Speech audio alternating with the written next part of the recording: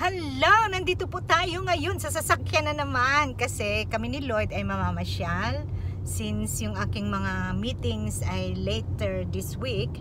So, Monday, Tuesday, it's time for us to be together and mamasyal tayo, di ba? Isn't it, Han? Ngayon, pupunta tayo sa Sunshine Coast, northern part ng Queensland. Hopefully bukas makapunta sa Gold Coast, other part yun. Itong pupuntahan natin is north. Bukas, Lord willing, is sa south tayo, di ba? So ngayon, hindi kami lalabas kasi napakainit.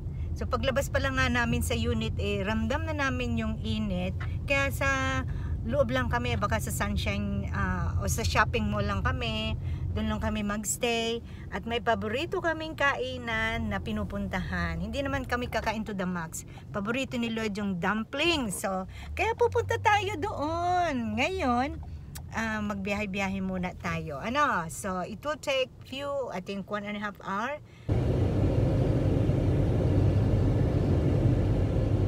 Mabuti na lang umuulan kasi kung hindi, sa sobrang init, pati yung mga damo, magiging brown yan. Grabe init. Kaya ito, kumuha ko ng ito yung electric fan sa mukha mo. So, nakakatulong man siya. Mainit ang singaw. Yung singaw ng ng salamin, mainit. Kaya ito, gumagamit kami. Yung ganyan. Biyahe pa rin, nagbabiyahe. Oh, yan.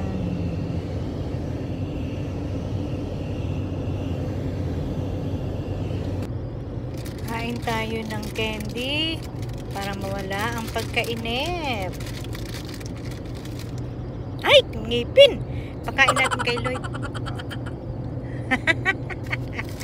Ako naman, ano kaya itong makukuha ko? Ayan, ewan ko kung ano to.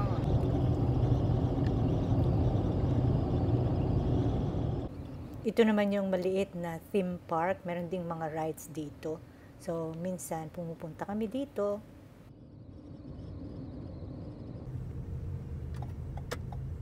Ayan, nandito na tayo. Yay! Papasok na tayo sa parking space, parking area. Para undercover, para hindi masyadong mainit. So, last time nang pumunta kami dito, maraming halos puno yung parking area. Kasi hindi pa school days. Pero tingnan natin ngayon. Itong sasakyan na to, kasabay namin sa highway. Sana all may Porsche.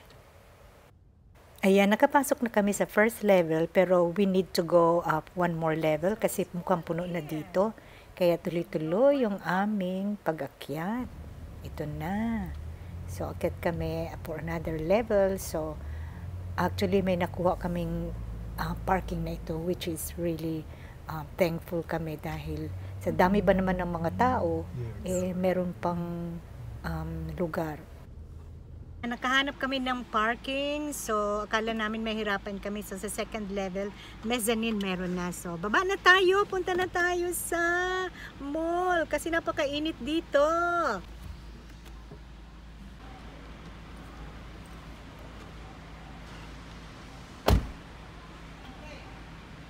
Ayan, papasok na tayo sa mall. Kung i-compare ko yung mall ng Philippines at mall dito sa Australia, I like the mall in the Philippines kasi mas malaki at saka ang daming napaka-artistic ng mga display. Pero ito, okay din naman to. Maliit lang siya kukumpara mo sa Mega Mall at sa MOA. Naghihintay na si Lloyd. Tingnan mo, grabe init sa labas. So, yung pupunta na tayo sa food court kasi meron dun dim sim. Paborito mo yun, di ba? It's your favorite? Yes. So, let's go. Kain na tayo. So, ganito dito. Ito yung mall na merong ganyan. May boats. Pwede mag-boating doon. Pero, wala ngayon dahil school days na at saka napakainit. Let's go na sa food court. Sorry, andang intermission. So, ayan. Ito yung paborito namin binibilhan ng lunch. Kung Fu dumpling. So, mura lang siya. Para sa amin, hindi naman namin kailangang kumain ng napakarami. Ayan, ang daming choices. May vegetarian, may chicken, may beef at pork. So, ang pinipili namin ay dim sum at saka fried dim sum. So, masarap siya. Minsan kumakain kami ng spring roll din. Ang palagi kong ino-order ay vegetarian. Si Lloyd naman ay yung fried dim sum. Ayan, seryoso kami sa pagkain dahil talagang gutom na rin kami at saka nilulook forward talaga namin itong araw na ito pag pumunta kami sa lugar na ito. Ayan si Lloyd, tinan mo ako kung makangasab ng spring roll. Parang hindi ako gutom. Si Lloyd medyo nahihirapan dahil sabi niya matigas to. Minsan may no-order kaming fresh na fresh, kaya talagang ang ganda, crispy or crunchy siya. Pero at this time parang medyo disappointed siya. Pero ayan, kaya ang ginawa ko, nagpalit kami, nagswak kami ng food.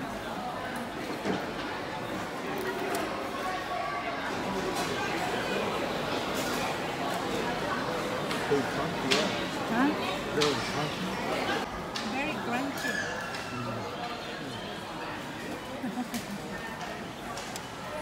So, ito yung mukbang time namin once a week. Pupunta lang kami sa lugar na to at ito yung aming nilalafang.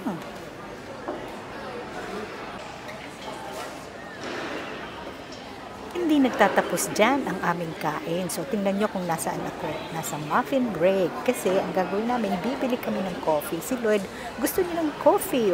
Diba? Para pang hindi pa siya busog. Pero, ito lang yung panghimagas niya. Actually, sa gabi hindi na kami kumakain. So, ito yung in-order namin after na kumain kami ng mga dumplings or fried dim sum, coffee, at saka ako naman, apple cinnamon. So, siya yung coffee, ako yung apple cinnamon. At tubig lang ang aking iniinom. Ayan. So, masarap ang apple cinnamon kasi cinnamon for me is very effective. Hindi ako nagkakaroon ng sakit ng ulo. So, ayan, nilalapang ko na.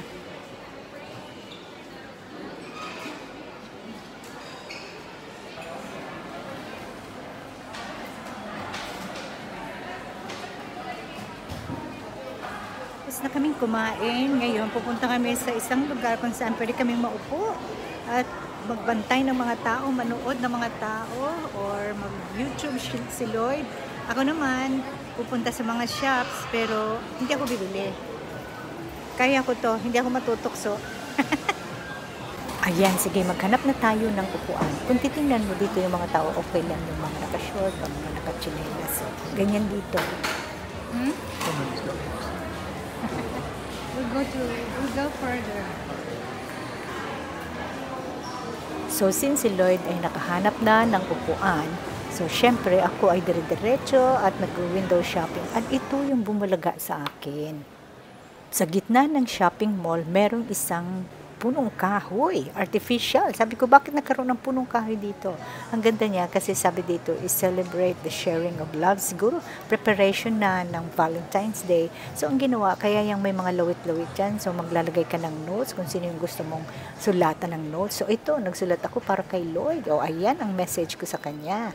At saka sinabit ko rin sa punong kahoy. Ayan, di ba? Ang drama, para makita din niya. At syempre, hindi lang ako ang magsusulat ng kanyan. Niyaya ako din si Lloyd. At sinabi ko, magsulat ka rin. Ayan, nagsusulat na siya. Ayan ang sinulat niya sa akin. Nax naman. Ayan, haba ng hair. So, syempre, ilalagay din niya sa punong kahoy para message niya sa akin yan. So, nakakatuwa. Magandang idea to. Kung meron lang tayong malaking bahay, gusto ko maglagay ng ganyan.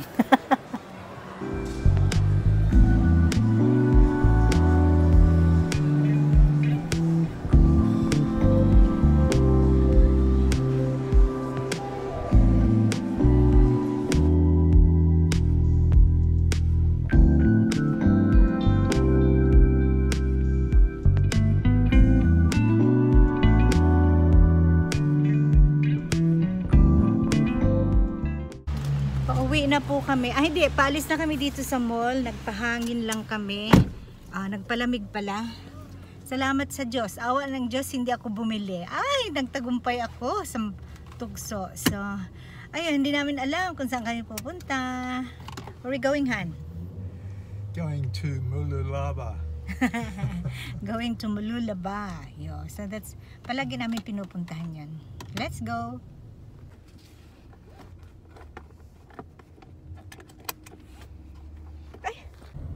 So, ito tayo sa Mululaba. Magda-drive lang tayo dito. Hindi tayo bababa. Kasi mainit. Ayan. Ang ganda ng panahon. Go down. Might go down. Hiya mo, pag kami nag-stay dito, lulusong tayo dyan. Isama namin kayo.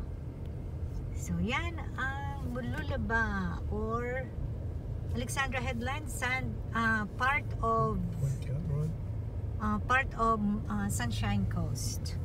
So ito yung north side ng Queensland Coast. Yun, maraming pupuntahan dito eh. So pag nagstay kami dito, siguradong lulusong kami dyan. Lulusong kami dyan. Ayan. Yung pala yung pinuntahan natin, yung dinaanan natin, Alexandra Headland. Ito ang Mululaba. So, maraming mga coffee shop dito. So, yan ang coast. Tapos, yung opposite niyan ay mga coffee shop yan. Yun. Kaya ang dami nagpupuntahan dito para magkape lang at makita yung dagat. Ayan na. Mahaba ang Sunshine Coast, kapareho din ng Gold Coast. So kagandahan dito sa Australia, talagang dinidevelop nila yung coast. Wala silang nilalagay ng mga bahay, hindi nagiging private. Sa atin, ang ganda din ng tanawin, kaya lang natatakpan ng mga lang tindahan o mga businesses, pero dito hindi. Talagang binibigyan nila ng view or na makita lahat yung magandang view ng dagat. Ayan. O, natatakpan lang din siya ng ano. Ayan, nakakuha kami ng park. So, ito na po. Yan. So, magstay lang tayo dito ng kahit few minutes. So, wala masyadong tao ngayon dahil ano na ngayon, school days na. So, second week na ito ng school days. Ito na yung merong mga nagsiswimming. Ayun. Mas maganda ang kulay ng tubig ngayon kesa last week, siguro dahil sa panahon. Itong Mululaba ay ano to, napaka family oriented. Karamihan dito mga retirees, isn't it, Han? Yeah, most of the people here are retired people. Walang masyado nagiinuman, walang parties. Dun sa Gold Coast marami, sa kabila yon. Yung napuntahan na natin yun. Pero pupunta din tayo doon para ipasyal na namin kayo ulit. So, ito yung kagandahan sa Mululaba. Marami nagpupuntahan dito families.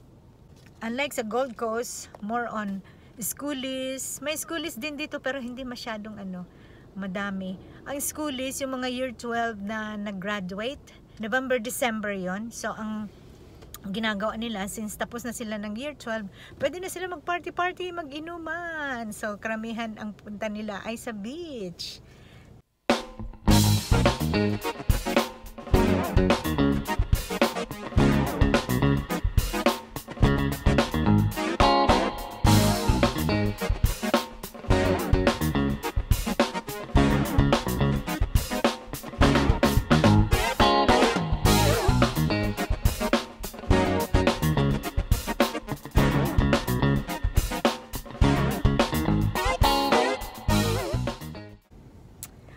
Thankful to God kasi we have chance to really enjoy the creation of God, and every time we go to the place like this, kahit magpa-gubat man yan o magpadagat, the beauty of that is parang iniisip ko na yung kagandahan nito, ang nasa likod ay yung kamay ng Diyos, and we don't always, parang inseparable sa akin kung na-enjoy ko yung creation.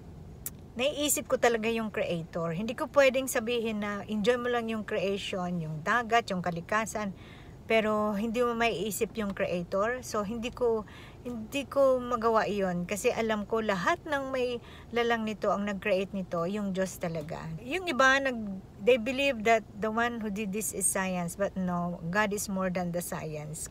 So yun, kaya every time nalalabas kami ni Lloyd, we always enjoy and we always thankful dahil binibigyan kami ng ganitong pagkakataon na na-enjoy namin, magandang araw, and sa amin rewarding na yun kahit wala kaming masyadong pera, at ito ay rewarding na sa amin to. Ito na yung sinasabi naming joy, ito na yung sinasabi naming kayamanan, di ba? Na nag-i-enjoy kayo, meron kayong magandang health, wala na akong ibang hahanapin pa dahil sa pagkakataon na katulad nito na binigay sa amin ng Diyos. And every day for us is a new blessing, a new surprises that the Lord has given to us. Maging ito man ay may mga challenges sa buhay o may paghihirap, we need to meditate and reflect at the end of the day na we are living not for ourselves, we are living for God. And yeah, that's my thinking, that's my mindset. Kasi kung ang mindset ko lang ay para sa sarili ko, madali akong ma-discourage. So, life is about, what is life is about, Han? Enjoying God and walking with Him. Yeah. For us, Lloyd and me, purpose of living, why we're here is to glorify God and enjoy Him forever. We are satisfied in our lives if we glorify the Lord. Now, huminto kami dito sa fruit and vegetable shop. So, pauwi na kami. Tingnan natin kung anong meron. Siyempre, makikita natin ang mga prutas katulad ng pinya, may mangga, may mga oranges, pears, mansanas, sari-sari talaga. Ang ganda ng mamili dito. May ubas. Ayan, bumili ako ng ubas. Gusto kasi ni Lloyd eh. Yung mangga medyo mahal, so merong mas mura dun sa malapit sa amin, kaya hindi ako bumili. Ito, bumili kami ng pears kasi kailangan yan. Kung kayo ay nahihirapang umebs, kailangan yung bumili ng pears na dapat kainin nyo ng hinog. Kasi pag kinain nyo ng hinog, madali kang mag-discharge. So, tip lang po yan. So, ayan. Di ano pa nga bang gagawin? Bayaran na natin. You guys want to book? See about it. I'll be right with this side here.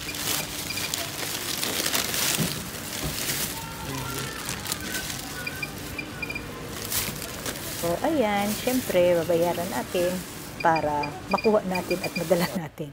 Okay, pauwi na kami. Ito yung nakita naming notes. Beware falling mangoes. Maraming nasasayang ng mga mangga.